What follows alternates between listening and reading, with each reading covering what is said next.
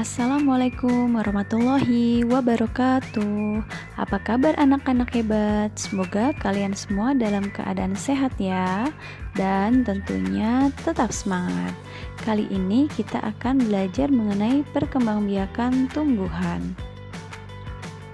Perkembangbiakan tumbuhan ada dua, yaitu perkembangbiakan tumbuhan secara generatif dan perkembangbiakan tumbuhan secara vegetatif. Tahukah kamu bagaimana proses perkembangbiakan generatif pada tumbuhan? Perkembangbiakan generatif pada tumbuhan terjadi melalui proses penyerbukan. Penyerbukan merupakan proses bertemunya sel kelamin jantan, yaitu benang sari, dan sel kelamin betina, yaitu putik. Bertemunya sel kelamin jantan dan sel kelamin betina ini menghasilkan zigot. Zigot ini akan tumbuh dan berkembang menjadi individu baru. Tumbuhan yang berkembang biak secara generatif antara lain padi, mangga, durian. Selanjutnya Bu April akan menjelaskan mengenai perkembangbiakan vegetatif. Perkembangbiakan tumbuhan secara vegetatif terjadi tanpa melalui proses penyerbukan. Perkembangbiakan vegetatif pada tumbuhan dikelompokkan menjadi dua macam, yaitu perkembangbiakan vegetatif alami dan perkembangbiakan vegetatif buatan. Selanjutnya, Bu April akan menjelaskan mengenai perkembangbiakan tumbuhan secara vegetatif alami, yaitu perkembangbiakan tumbuhan secara alami atau tanpa bantuan manusia. Dapat terjadi melalui spora, umbi batang, umbi lapis, umbi akar, tunas, akar tinggal, dan geragi. Spora. Kotak spora akan pecah lalu jatuh dan tumbuh menjadi tanaman baru. Contohnya pada tumbuhan pakis, jamur, dan tumbuhan lumut. Selanjutnya umbi batang. Umbi batang adalah batang yang tumbuh dan berkembang di dalam tanah. Contohnya antara lain kentang, ubi jalar, talas, bengkuang, uwi, gembili. Selanjutnya umbi lapis. Umbi lapis adalah bentuk dari tumpukan pangkal serta daun yang dapat tersusun dengan rapi serta rapat. Contohnya antara lain bawang merah, bawang putih, bakung. Selanjutnya umbi akar. Umbi akar adalah umbi yang terbentuk dan berasal dari modifikasi akar.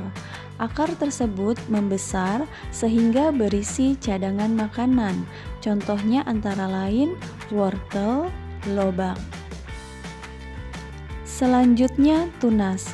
Tunas adalah tumbuhan muda yang baru tumbuh yang awalnya berbentuk kuncup. Contohnya antara lain pisang, tebu, bambu. Selanjutnya tunas adventif.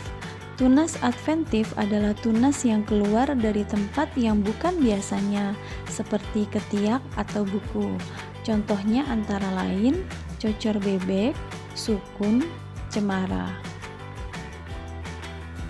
Selanjutnya akar tinggal atau sering disebut dengan rizoma. Akar tinggal adalah batang tumbuh mendatar yang terletak di bawah permukaan tanah yang mirip dengan akar tapi berbuku-buku layaknya batang, dan pada ujungnya terdapat kuncup. Contohnya antara lain jahe, kunyit, lengkuas, kencur. Selanjutnya geragi.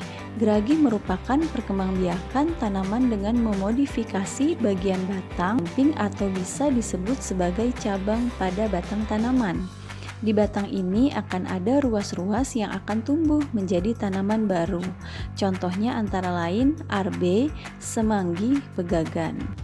Selanjutnya, Bel akan menjelaskan mengenai perkembangbiakan tumbuhan secara vegetatif buatan, di mana dilakukan dengan campur tangan manusia.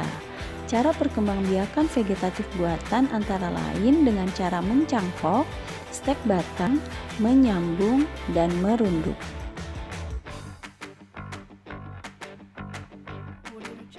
Yang pertama, mencangkok.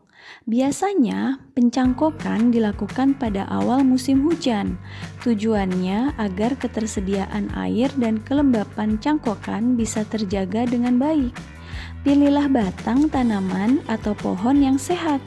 Cabang yang kalian pilih akan mempengaruhi kualitas anakan yang dihasilkan.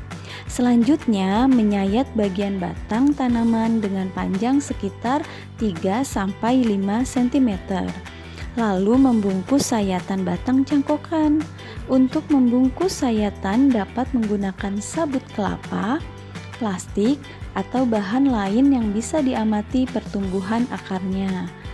Setelah itu, kita tunggu sekitar 2-3 bulan hingga tumbuh akar.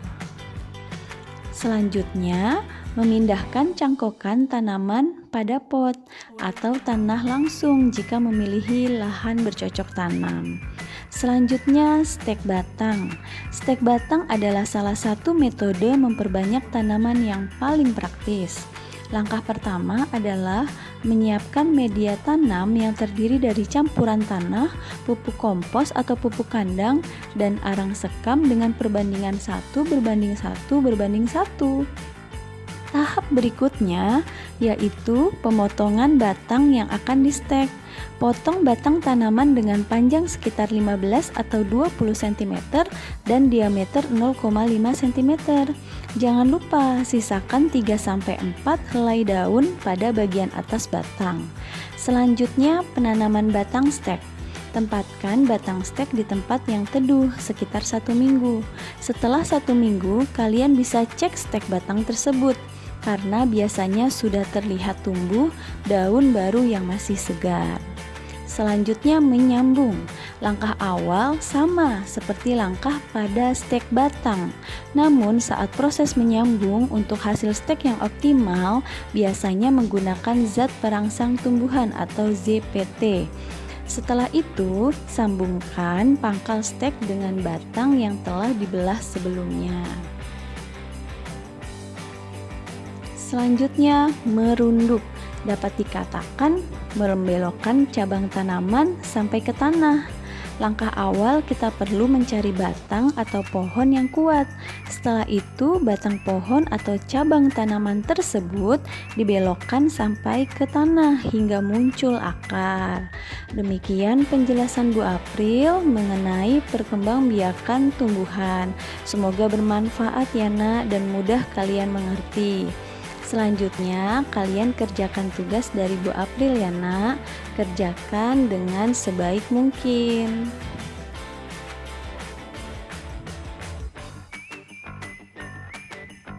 Ya, terima kasih anak-anak hebat sudah menyimak pembelajaran dari Bu April. Jangan lupa subscribe channel YouTube Bu April supaya Bu April makin semangat membuat video pembelajaran untuk kalian.